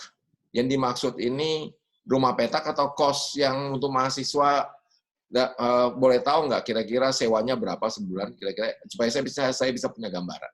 Di unmute dulu, Sa, tolong. Oke, bentar ya. Sherlyn juga.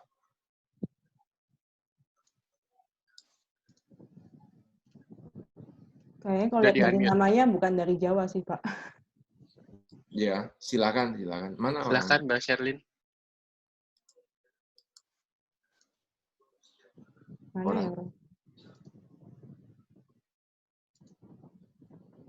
Oke, buat teman-teman update aja dikit. Jadi kalau sekarang tuh di tempat saya ini kayak ibu-ibu rumah tangga itu getting more kreatif gitu loh. Kayak mereka masak, terus kalau masaknya kelebihan mereka jual. Kan banyak orang juga butuh ya. Maksudnya, oh udah bosan sama makanan ini, mereka pengen beli ini gitu.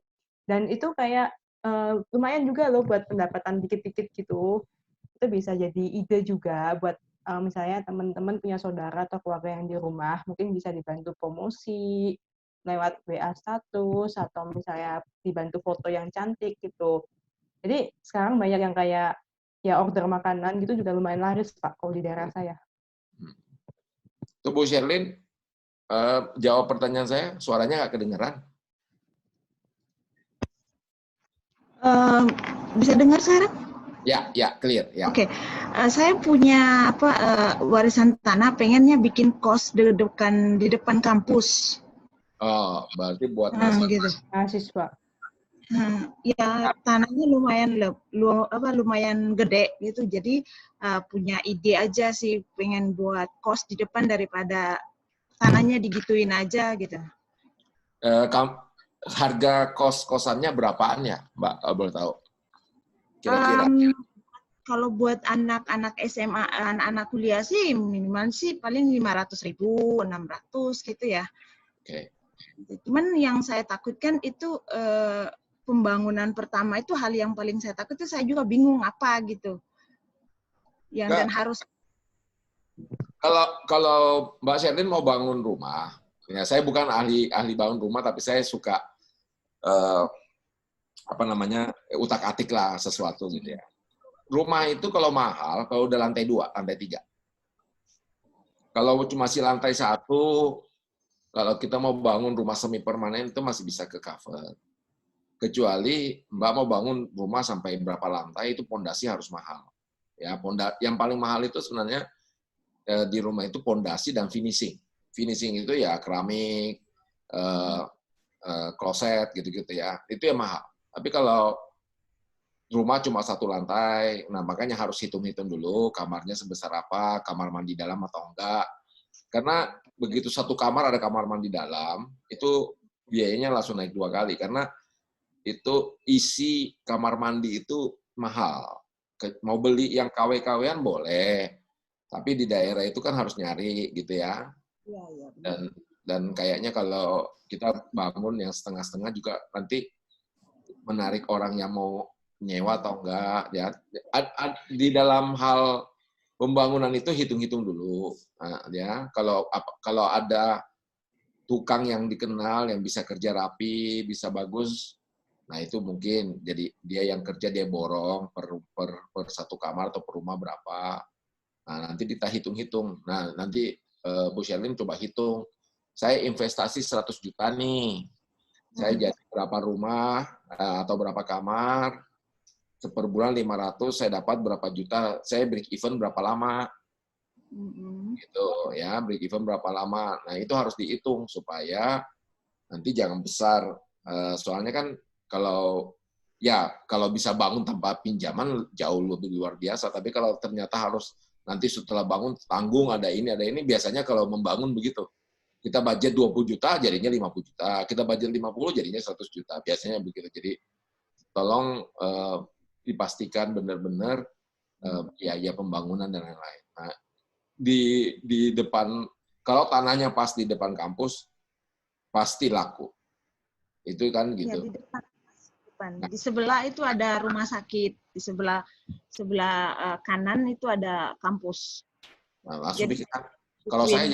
Kalau saya jadi Bu Sherlyn, saya bikin kantin.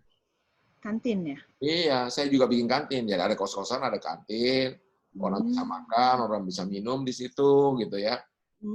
Asal jangan kasih kasbon ya, Bu. Itu kan development kan ada contoh tuh, main itu kasbon akhirnya harus kasnya habis gitu. Nah, hati-hati gitu ya. Iya sih, benar. Juga kalau kos-kosan biasanya ya memang ini ayam dan telur, balik lagi ya, chicken and egg. Ada yang tak bayar 3 bulan sekali, jadi langsung 3 bulan di depan. Kalau enggak, nagih tiap bulan mabok juga gitu. Ya, nah itu kira-kira beberapa saran saya. Oke, Pak Joni ini mau bahas satu pertanyaan lagi atau mau sharing dikit background Pak Joni nih selama ini kerja di mana sih gitu. Soalnya teman-teman ini bakal tertarik lagi, banyak yang DM saya, minggu depan suruh dinyalain lagi gitu loh, Pak. Nggak, saya jawab dulu nih. Pak, bagaimana cara ngimpor bibit sapi pedagang dari luar negeri? Sebenarnya nggak perlu ngimpor bibit sapi lagi. Sekarang di Indonesia itu udah ada bibit sapi yang impor punya, ya. Sudah ada, tinggal kita mau yang limosin ada, yang disumbang Pak Jokowi kemana-mana itu limosin itu satu kali nyumbang itu bisa berapa puluh juta satu ekornya. Itu ada sekarang. Jadi nggak perlu kita pikirin importnya. Sekarang sudah ada karena kalau kita import bibit sapi yang tidak tahan hidup di Indonesia, ngapain kita buang-buang waktu kan? Yang udah ada aja kita ambil, yang udah terbukti ya kita tinggal ya nggak perlu susahin diri, langsung ambil aja yang sudah ada gitu. Itu ya. Saya kira-kira menjawab ini Ibu Sriyati. Mungkin ada lagi? Enggak, kalau enggak saya menjawab pertanyaan Sansan. Oke. Saya banyak dan lama kerja di industri keuangan. Industri keuangan itu di bank dan industri pembiayaan. Nah, selama ini memang bareng Pak Gunawan, ada Pak Gunawan tutor kita, senyum dia. Kita banyak di resiko, manajemen resiko. Kita mengelola resiko-resiko yang ada di bank, risiko-risiko kredit yang ada di bank, umumnya di situ. Nah, 4 tahun terakhir saya di perusahaan pembiayaan, saya itu tertarik bukan ke kredit mobil motor. Saya itu tertarik kepada kredit pembiayaan produktif, gitu ya. Makanya saya ngerti sawah, saya ngerti palawija, saya ngerti lele, saya ngerti sapi, saya ngerti kambing, saya ngerti warung, gitu ya. Karena menurut saya itu membantu mensejahterakan masyarakat yang ada di luar dari kota besar, ya, di pedesaan, di pinggiran kota gitu. Jadi saya itu ingin punya mimpi melihat masyarakat itu sejahtera ekonominya. Kalau sejahtera kan pasti kejahatan menurun, pasti Indonesia lebih makmur, pasti kalau saya memberikan pinjaman orangnya juga jadi sungkan untuk nunggak sama saya, kayak gitu-gitulah ceritanya. Jadi makanya saya mempelajari semua dan kita jalan dengan kondisi seperti itu. Yang penggemukan sapi itu kita sekarang ada di Gunung Kidul. Waktu kita masuk itu mungkin cuma 1 desa. Sekarang kita cover 33 desa. Ya, pembiayanya sebulan kecil lah, 2 miliar doang sebulan. Tapi masih jalan sampai sekarang dan yang macet 0. Karena mereka merasa ditolong, mereka merasa berbeban. Yang saya senang adalah dulu orangnya nggak punya sapi, sekarang punya sapi 4. Dulu punya 4, sekarang punya 8. Gitu. Jadi kelihatan bahwa masyarakatnya sejahtera. Nah itu yang penting. Kita masuk, kita mau bisnis, tapi kita menolong masyarakat ekonomi lemah. Nah itu yang membuat saya bisa sharing seperti sekarang, karena saya lihat ini luar biasa nih orang-orang yang kita tolong. Ternyata masyarakat desa itu pengen maju, masyarakat desa itu pengen lebih lagi gitu ya. Dan yang saya suka di desa-desa Gunung Kidul ini, duitnya itu banyakan dipakai buat uang sekolah anak-anak mereka, banyakan buat pendidikan anak-anak. Jadi dia juga mendidik supaya anak-anak makin hari makin pintar gitu. Jadi itu yang membuat saya jadi, aduh, ini perlulah kita di Indonesia itu lebih lagi mengembangkan usaha-usaha mikro supaya orang-orang lebih produktif, lebih pintar, Indonesia jauh lebih sejahtera nantinya. Gitu. Tujuan saya ke situ. Itu ya, San. Oke. Pak Joni kayaknya kita harus sudahin ini. Tapi kan teman-teman udah tahu nih profilnya Pak Joni, jadi mungkin untuk minggu depan atau nanti kita setting lagi waktunya kapan. Udah tahu nih kira-kira mau bahas tentang investasi atau tentang pembiayaan. Kalau itu tadi kayak bibit sapi di Gunung Kidul dibantu pemerintah, Pak? Pemda atau? Enggak, sama sekali. Itu purely kita. Kemarin kepala desanya menunjukkan satu tempat dulu mantan kantor yang udah hancur. Kita CSR, kita bikin bakti sosial, kita bangun kembali kantornya sampai bagus. Sekarang dikasih ke kita pakai gratis. Oke. Jadi masyarakat desa kalau butuh sesuatu itu tinggal ke situ aja. Oke, berarti nanti ke depannya bisa explore kayak gini ya Pak, yang buat teman-teman yang mau usaha apa, yang produktif nggak tahu, bisa tanya-tanya Pak Joni juga ya. Bisa. Ya, Pak Joni saya nambahin sedikit, kalau memang di development yang di Singapura ini memang kita lagi, teman-teman kebanyakan cari usaha yang model apa sih yang cocok. Nah, itu yang banyak di development. Jadi nanti kita akan explore lebih banyak di poin-poin seperti itu ya Pak Joni. Ya. Oke, teman-teman thank you semuanya yang udah join. Kita mau foto bareng ya. Jadi boleh dibuka videonya ya, ditunjukkan mukanya yang paling cantik, yang paling ganteng ya. Nah, saya undang juga nanti ke minggu depan teman-teman untuk join lagi di Zoom ini dan explore apa yang perlu teman-teman tahu dan pelajari supaya bisa langsung ditanyakan. Oke, kita foto dulu ya, senyum ya semua ya. Kalian tetap senyum terus ya, sampai Kak Roni bilang halaman 1, halaman 2, halaman 3, karena Iya. kita nggak tahu kalian di halaman berapa. Iya, ini halaman 1 dulu. Halaman 1 dulu ya. Oke, halaman 1 dulu.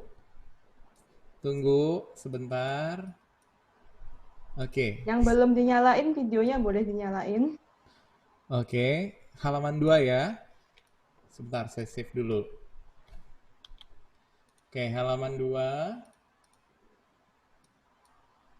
Sebentar ya. Tahan ya senyumnya. Agak susah ini. Jempolnya juga boleh. Halaman 2. Oke. Sebentar saya save dulu. Oke. Halaman 3 sekarang. Halaman 3 saya nggak tahu siapa aja, yang penting senyum dulu. Oke. Sip. Saya save dulu. The last one. Halaman 4 sekarang. Oke, senyum semuanya. 1, 2, 3. Iya, mantap. Oke, mantap. Sudah saya save semua. Nanti saya akan share di Facebook dan juga ke grup-grup. Kak Sansan? Saya cuma nambahin ya, tetap semangat teman-teman semua yang di Singapura. Terima kasih yang udah join malam ini. Terima kasih juga Pak Joni. Terima kasih buat yang di Hong Kong juga. Oh iya, yang di Hong Kong juga. Yang di Spanyol. Oh iya, ada Tika yang di Spanyol. Ini speakernya pertanyaannya belum dijawab. Pertanyaan Bu Tika. Saya tanya ya, saya lihat ya. Mau ke reksadana, mungkin bisa belajar di investasi. Investasi kita bahas minggu depan ya, Mbak. Tika, jam berapa di sana ya? Ini sekarang? Sekarang jam 4.42. Sore ya? Jam sore. Ya. So great. Bisa join lagi minggu depan. Ya. Ya. Investasi kita bahas minggu depan. Kita janjikan kita jawab semua. Oke, Kak Sansan boleh di closing?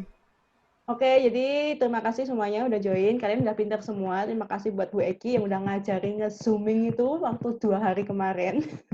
Jadi ngajakin teman-teman lagi minggu depan kita bahas yang lebih seru lagi ya. Selamat malam semuanya. Selamat menunaikan ibadah puasa. Terima kasih Pak Joni juga, teman-teman tutor juga terima kasih.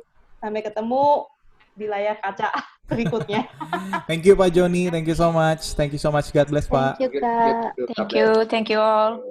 Thank you. Terima kasih. Terima kasih Pak. Terima kasih. Terima kasih Kak.